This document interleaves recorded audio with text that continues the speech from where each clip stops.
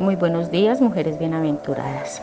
Padre, te doy gracias por darnos este espacio, este momento maravilloso, este momento bonito donde venimos delante de ti, venimos a estar en tu palabra, a compartir de lo que tú nos regalas cada día, Señor. Padre, hoy delante de ti estamos, que tu presencia, Señor, y que tu Santo Espíritu siempre sea guiando lo que tú, Padre, has colocado en nuestros corazones. Bueno, mujeres preciosas, hoy quiero hablarles de la lealtad, el llamado a la lealtad. Quiero iniciar con Proverbios 3, versículos 3 y 4. Se los voy a leer en la Nueva Traducción Viviente. Dice: nunca permitas que la lealtad ni la bondad te abandonen. Átalas alrededor de tu cuello como un recordatorio. Escríbelas en lo profundo de tu corazón. Entonces tendrás tanto favor de Dios como el de la gente y lograrás una buena reputación. Aquí podemos ver lo que el Señor habla en estos dos versos sobre la lealtad. Quiero compartirles el significado de lealtad en el diccionario. Dice: se conoce como lealtad al carácter de una persona que expresa un sentimiento de respeto y fidelidad hacia ella.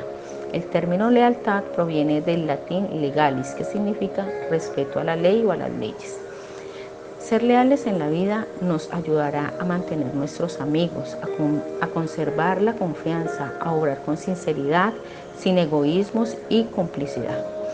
La lealtad deberá estar presente en todos nuestros actos, evitando actuar con mala fe y traición hacia quienes depositan su confianza en nosotros.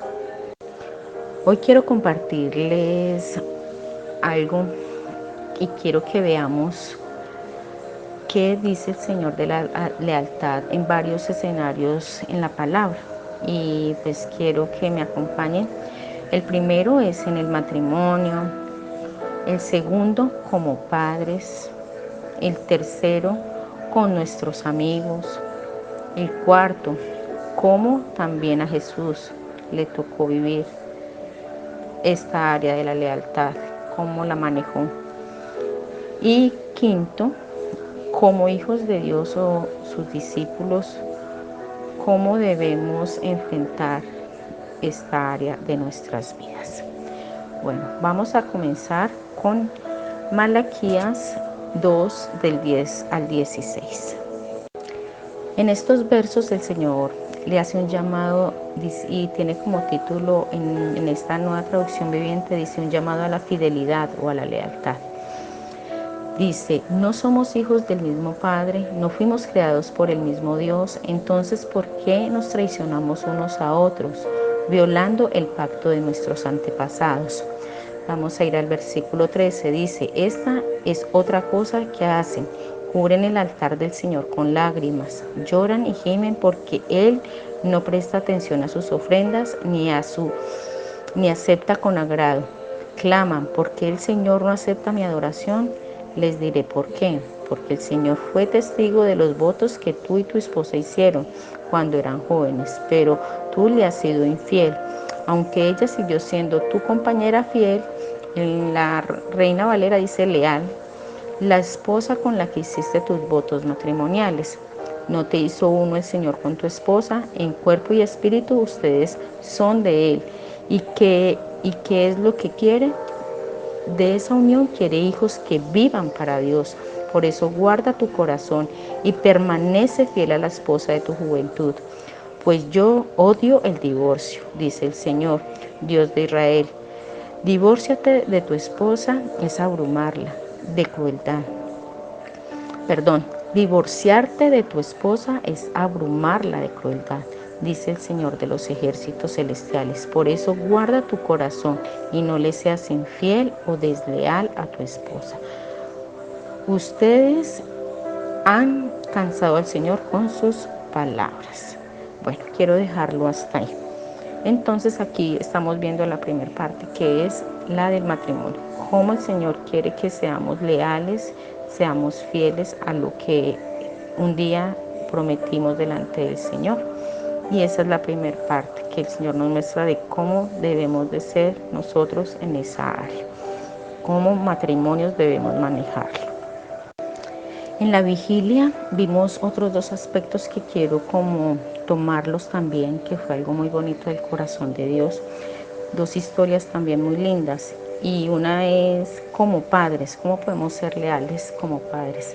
Y vimos la historia del hijo pródigo que se encuentra en Lucas 15, del 11 al 31. Esa historia ya la conocemos y sabemos cómo el Señor mira esa parte de lealtad. Pienso que esa compasión que el Señor nos enseñó en el viernes, nosotros como padres nunca vamos a perder esa compasión para nuestros hijos. Y aparte de la compasión, nunca vamos a perder la lealtad que tenemos con ellos.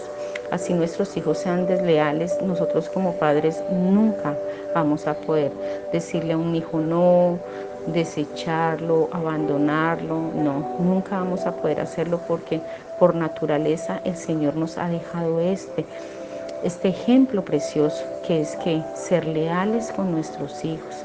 Y me pareció muy lindo esa historia y el Señor empezó a inquietarme desde ese mismo momento cuando escuché.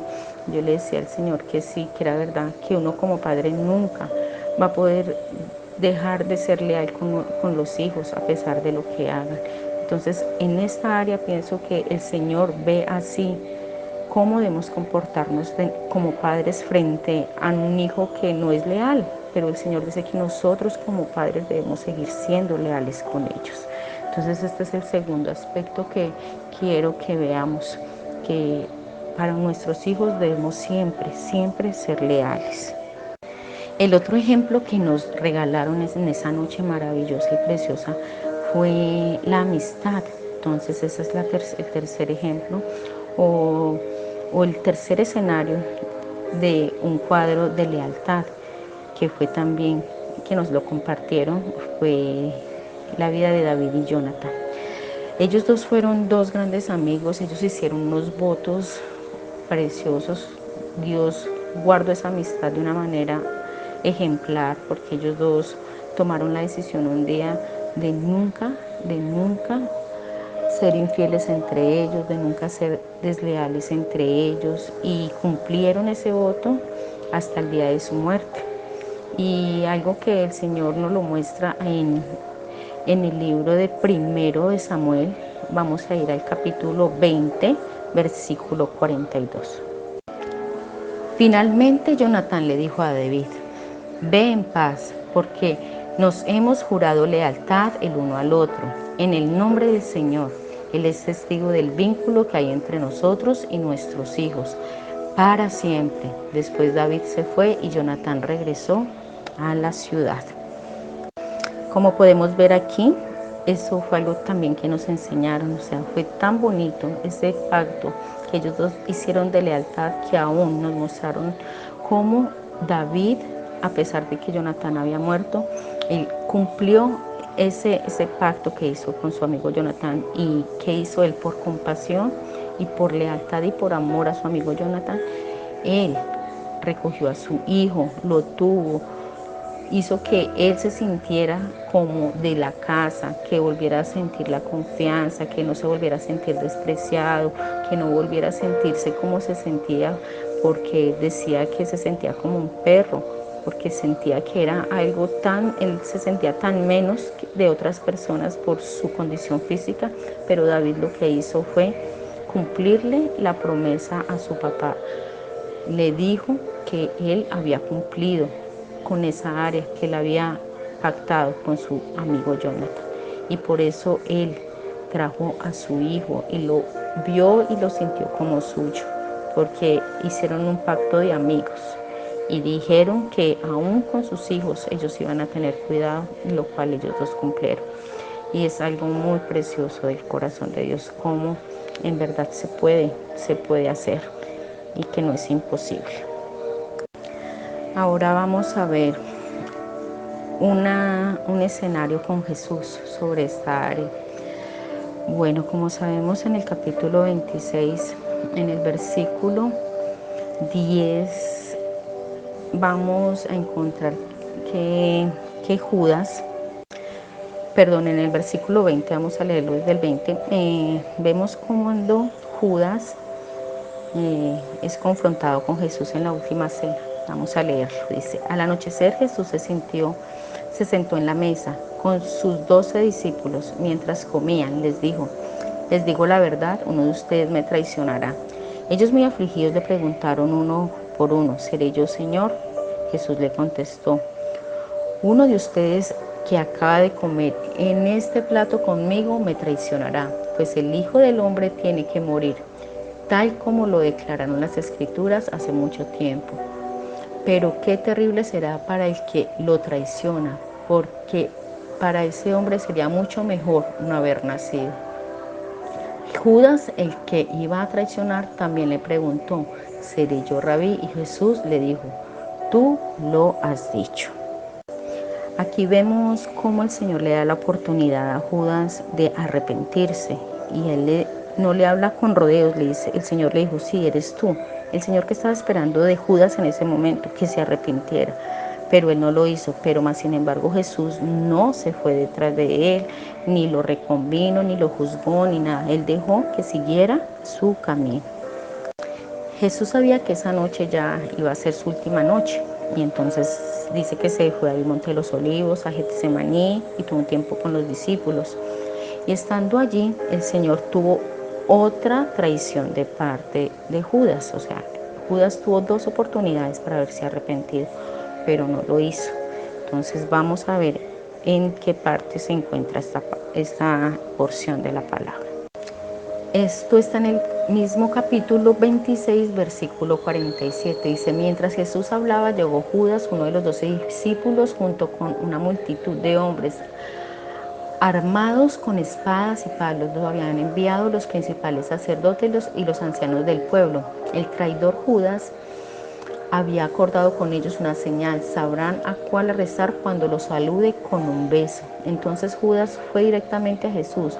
Saludos, Rabí, exclamó y le dio un beso. Y Jesús le dijo, amigo mío, adelántate, haz lo que viniste a hacer. Esta fue la otra oportunidad que el Señor le permitió a Judas que se arrepintiera. Le dijo que hiciera lo que tenía que hacer. Y vemos que lo traicionó con un acto muy bonito, un beso. Uno diría, uy, cuando alguien me da un beso, siento que es amor, siento que es gratitud, pero vemos que no siempre un beso es eso. A veces un beso es traición. Y eso fue lo que hizo Judas, y él no entendió lo que el Señor quería, que se arrepintiera y que él pudiera realmente volverse a él. Pero también vemos que Jesús ni lo juzgó ni lo condenó. Él simplemente le dijo, haz lo que tengas que hacer. Aquí vemos cómo es el amor de nuestro buen Dios. Y por último vamos a ver una historia que se encuentra en Hechos 15, capítulo 15, versículo 36. Dice, después de un tiempo, Pablo le dijo a Bernabé, volvámonos a visitar a cada una de las ciudades donde ya antes predicamos la palabra del Señor, para ver cómo andan los nuevos creyentes. Bernabé estuvo de acuerdo y quería llevar con ellos a Juan Marcos, pero Pablo se opuso terminantemente, ya que Juan Marcos los había abandonado en Panfilia y no había continuado con ellos el trabajo. Su desacuerdo fue tan intenso que se separaron. Bernabé tomó a Juan Marcos consigo y navegó hacia Chipre. Pablo escogió a Silas y al salir los creyentes lo encomendaron al cuidado misericordioso del Señor. Luego viajó por Siria, Sicilia, fortaleciendo a las iglesias. Bueno, aquí vemos otro cuadro que es en la parte como hijos de Dios, ¿cierto? ¿Qué decisiones debo tomar cuando entre hermanos hay un desacuerdo? Y vemos que Pablo, y sabemos que Pablo fue un hombre de Dios y que esa decisión que él tomó no fue en su carne, sino que su espíritu, el Espíritu Santo lo llevó a ello. ¿Por qué? Porque hay situaciones que veo en esta área. Pablo se sintió que Juan Marcos no era leal con él y él decidió más bien que él pudiera seguir su camino sin juzgarlo ni condenarlo, pero lo mejor era que cada uno tomara su camino y que cada uno pudiera crecer en el Señor. sin necesidad de estancarse, sin necesidad de ser piedra de tropiezo, sino que cada uno pudo seguir su camino y cada uno creció, porque la iglesia siempre va a ser una iglesia universal.